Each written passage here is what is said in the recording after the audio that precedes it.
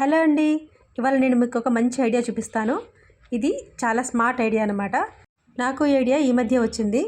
ఏంటి ఇలా 4 డబ్బాలు చూపిస్తున్నాను అనుకుంటున్నారా? ఈ 4 డబ్బాలు ఉంటే మనం వంట చిటికలో చేసేయచ్చు. చిటికలో కాకుండా ప్రతిరోజు టేస్టీగా కూడా చేసేయచ్చు. ఇంతకీ ఈ 4 డబ్బాలలో ఏమున్నాయి అనుకుంటున్నారా? ఒక డబ్బాలో రెగ్యులర్గా మనం వాడుకునే పోపు దినుసులు, శనగపప్పు, మినపప్పు, జీలకర్ర, మెంతులు, ఆవాలు, కారం పొడి, పసుపు. ఇంకొక డబ్బాలో ఏమున్నాయో తెలుసా?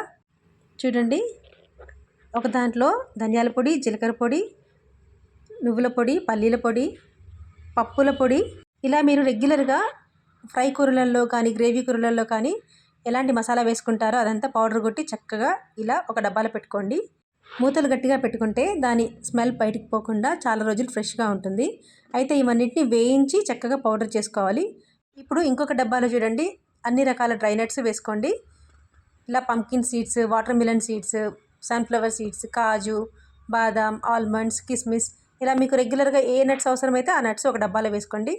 వీటన్నిటిని కూడా ఒకసారి చక్కగా వేయించేసుకొని డబ్బాలో పెట్టేసుకోండి. అప్పుడు మనకు తినడానికి కానీ స్వీట్స్లో చేసుకోవడానికి కానీ ఈజీగా ఉంటుంది. ఆ తర్వాత అతి ముఖ్యమైనది ఈ డబ్బా. దీంట్లో చూడండి, అన్ని రకాల గరం మసాలా ఐటమ్స్ మన చేతికి అందేటట్టుగా ఇలా అరేంజ్ చేసుకుంటే ఏ వంటలో ఏది వేయాలో, ఏది వేయకూడదో, ఏది మిస్ అవ్వకుండా కూడా చక్కగా యూజ్ చేసుకోవచ్చు.